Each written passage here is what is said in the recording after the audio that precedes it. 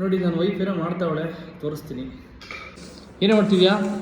ನನ್ನ ಮಕ್ಕಳು ಹಚ್ಕೊಂಡಿದ್ದಾರೆ ಆಯ್ತಾ, ಎಲ್ಲ ಒಂದು ಸಂಡೇ ಒಳ್ಳೆ ಊಟ ಆಗೋಣ ಅಂತ ರೆಡಿ ಮಾಡ್ಕೊಂಡಾರೆ, ಹೋಗ್ತಾ ಇದ್ದೀನಿ. ಒಳ್ಳೆ ಚಿಕನ್ ಸಾರು ರೈಸ್. ಚಿಕನ್ ಸಾರು ರೈಸ್ ಎಷ್ಟು ಜನಕ್ಕಾಗುತ್ತೆ ಇದು? ನನಗೆ ಗೊತ್ತಿಲ್ಲ ಅದು ಎಷ್ಟು ಜನಕ್ಕಾಗುತ್ತೆ ಅಂತ. ನನ್ನ ಮಕ್ಳು ಎಷ್ಟು ಜನಕ್ಕಾಗುತ್ತೆ ಅಷ್ಟಕ್ಕೆ ಹಾಕೋಣ ಅಂತ.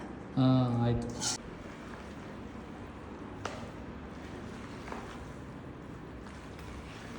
ನೋಡಿ, ಕೆಳಗಡೆ ಇರೋದು ಪೇಪರ್ ಪ್ಲೇಟು ತಿನ್ನೋಕ್ಕೆ, ಮೇಲ್ಗಡೆ ಇರೋದೆಲ್ಲ ನೀರು ಕುಡಿಯೋಕ್ಕೆ. ಇದು ತೋರ್ಸ, ಇದು ರೈಸ್, ಚಿಕನ್ ರೈಸ್. ನೋಡಿ, ನಾನು ಹೆಂಡತಿ ಬಡಿಸ್ತಾವಳೆ. ಇಲ್ಲಿ ಮಗು ವೆಯ್ಟ್ ಮಾಡ್ತಾ ಇದೆ. ಬಾ, ಇಲ್ಲ ಅಲ್ಲಿರು, ಅಲ್ಬಾ. ಹ್ಯಾವಿಟ್ ತಿನ್ನ ಚಿಕನ್ನು. ಏನು ಮಾಡಲ್ಲ, ತಿನ್ನು ಪಾಪ. ನೋಡಿ, ಇನ್ನೊಂದು ಮಗು ಬಂತು. ಬಾ, ಯಾಕೆ ಹಿಂದೆ ಹೋಗ್ತಿದ್ಯಾ? ನಾಯಿ ಇಲ್ಲಿ ಬಿಟ್ಬಿಟ್ಟು ಅಲ್ಲ, ಆ ನಾಯಿಗೆ ಹಾಕಿದ್ರೆ ಅಲ್ಲೂ ಹೋಗಿದೆ ಅದು.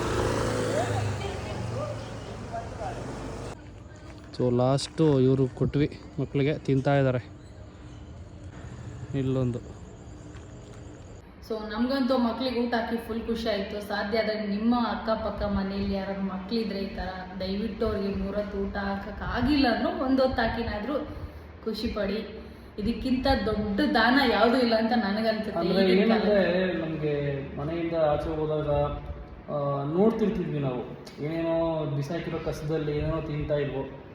ಆವಾಗ ಅಂದ್ಕೊಂಡ್ವಿ ಯಾಕೆ ಹಿಂಗೆ ಮಾಡಬಾರ್ದು. ಅವಾಗ ಮಾಡ್ತೀವಿ ನಾವು, ಬಟ್ ಯಾಕೋ ಇವತ್ತು ನಿಮ್ಮ ಜೊತೆ ಶೇರ್ ಮಾಡ್ಕೋಬೇಕು ಅಂತ ಅನ್ನಿಸ್ತು. ಸೊ ಈ ಶೇರ್ ಮಾಡೋ ಉದ್ದೇಶ ಏನಂದರೆ ತೋರಿಸ್ಕೋಬೇಕು ಈ ಥರ ಒಳ್ಳೆ ಕೆಲಸ ಮಾಡ್ತೀವಿ ಅನ್ನೋದಲ್ಲ, ನಮ್ಮನ್ನು ನೋಡಿ ಇನ್ನೊಂದಿಬ್ಬರು ಮಾಡಲಿ ಅನ್ನೋದಷ್ಟೇ ಉದ್ದೇಶ ಈ ವಿಡಿಯೋದು.